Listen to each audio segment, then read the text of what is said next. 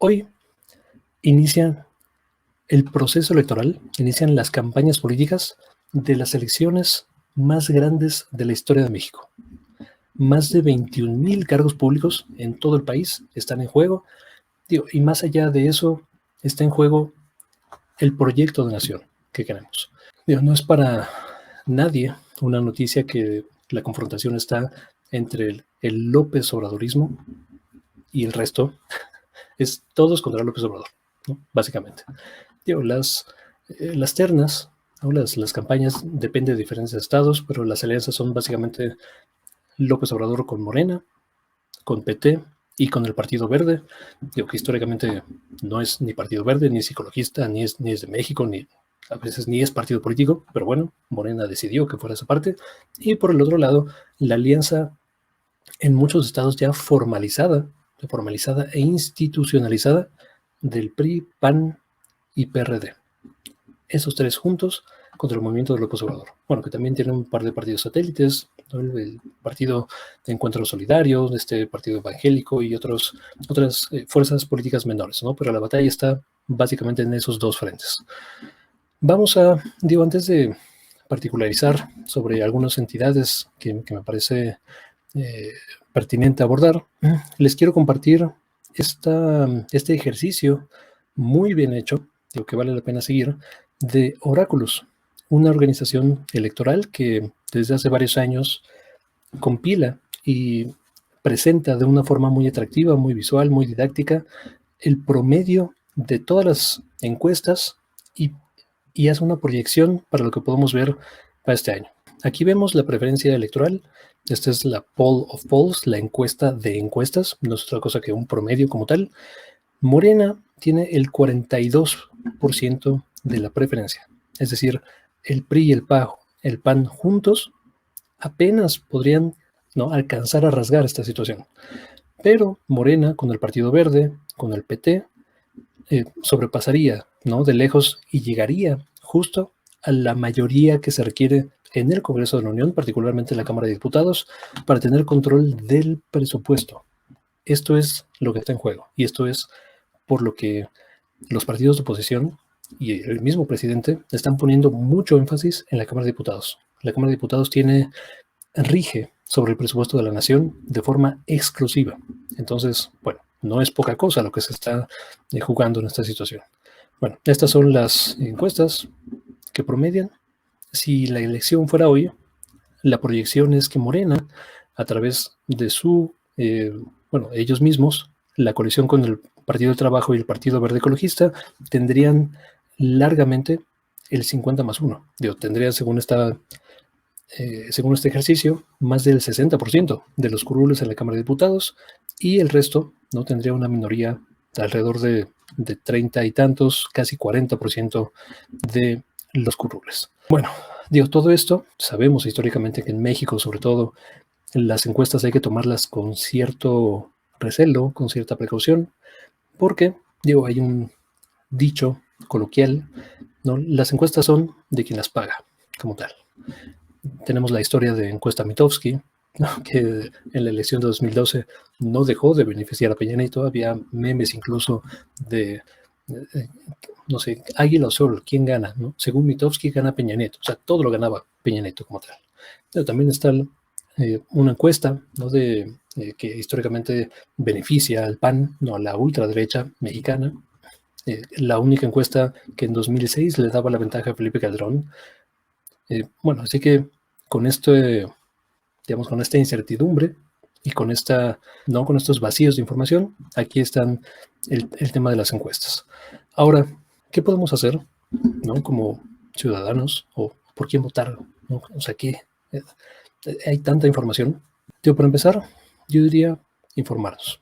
O sea, esto me parece simple, pero me parece completamente básico. ¿Quiénes son los candidatos? Yo, más allá de votar por colores, que es lo que la mayoría de la gente hace, votar por el partido naranja o por el azul o por el amarillo y tal, y vota en cascada, es perfectamente válido. Yo no te voy a decir a ti por quién votar, pero te voy a decir qué voy a hacer yo.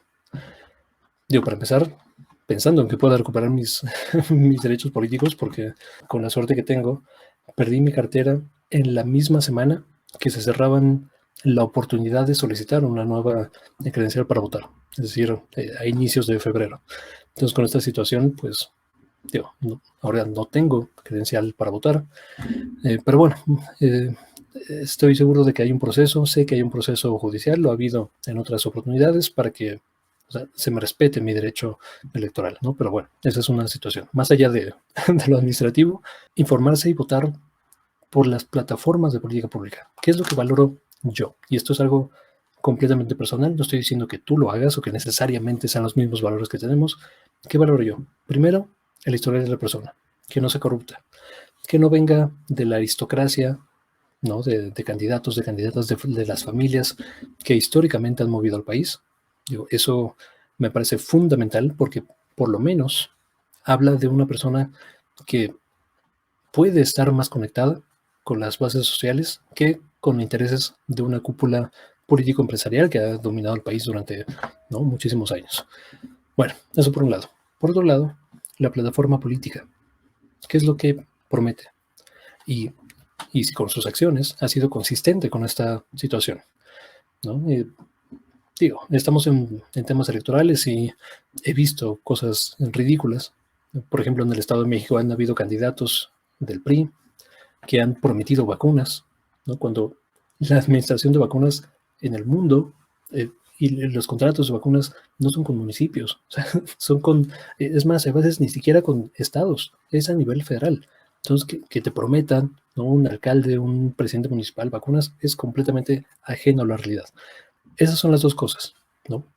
Primero, el historial de corrupción, que no venga de una familia, digamos, de la alcurnia mexicana, de la aristocracia mexicana. Y por otro lado, su plataforma política. Y esto es algo de lo que quiero fomentar con este espacio.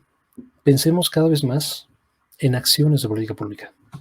Dejemos este maniqueísmo, este simplismo de buenos contra malos, de mi lado contra el tuyo, de América contra Chivas. O sea, porque ese es el nivel de conversación en el que estamos. O sea, no podemos tener una conversación cuando a priori yo digo que mi partido político, que la persona que yo apoyo, puede ser, ¿no?, López Obrador o cualquier otro, está por definición correcto. O sea, todo lo más no me importa, todo lo que haga esa persona, esa figura política, está por definición correcta. Esa no es una manera de pensar cuestiones de política pública. A mí no me interesa si gobierna López Obrador, Peña Nieto, un dinosaurio, o el político Don Carlitos, o el Tuercas, ¿no?, Miguel. O sea, no me interesa el nombre como tal. Me interesan las acciones de política pública y la plataforma electoral, que es lo que se refleja material y sustancialmente en la vida de las personas. Es lo que afecta como tal la vida de las personas. Eso es en lo que yo me fijo y eso es en lo que quiero que tú te fijes. Yo, por ejemplo, en la elección pasada voté, sí, por López Obrador en lo federal, porque votar por el PAN, no por el PAN PRD, era para mí una contradicción histórica. Votar por el PRI también era más de lo mismo. Entonces, bueno, en lo presidencial voté por López Obrador, pero en gobiernos locales, o sea, voté por el Partido Humanista de la Ciudad de México, voté por el PT para un puesto federal, para la Diputación Federal, creo que por el PT también para senadores, no me acuerdo así, pero digamos, vi cada una de las posturas, cada uno de los personajes y voté racionalmente por la plataforma política. Sé y entiendo perfectamente que estos temas son complicados para muchas personas, que mucha gente ni siquiera tiene el tiempo, ¿no?, de saber quién nos gobierna, ¿no?, cuáles son los candidatos, cuál es la historia, tal. Para eso tenemos programas como este que trata de simplificar esos temas que a veces parecen completamente lejanos a nuestra experiencia de todos los días. ¿Qué recomiendo? Leer un poco, o sea, buscar candidato o candidata, diputados, ¿no?, elecciones 2021 para Iztapalapa, ¿no?, para San Juan de los Lagos, o sea, no sé. Listo. Hoy en día, con 10, 15, 20 minutos que apliques a esta situación, yo creo que puede ser una diferencia entre votar por alguien que después te puedes arrepentirte y no hacerlo. Bueno, digo, hasta acá voy a dejar esta situación. Más adelante vamos a enfocarnos en casos particulares y durante toda esta lección vamos a enfocarnos seguramente a nivel estatal en las más grandes escándalos, en las noticias del día. Hoy más tarde, por ejemplo, vamos a hablar del tema de Clara Luz Flores en Nuevo León. Seguiremos hablando de lo que está pasando en Michoacán, lo que está pasando en Coahuila, lo que está pasando en Jalisco, o sea, lo que está pasando en Guerrero, que son temas que están haciendo ruido a nivel nacional. Pero bueno, esto es lo que tengo que decir al respecto en las elecciones a nivel general. Muchas gracias por ver, muchas gracias por compartir, por suscribirse y nos vemos hasta la próxima.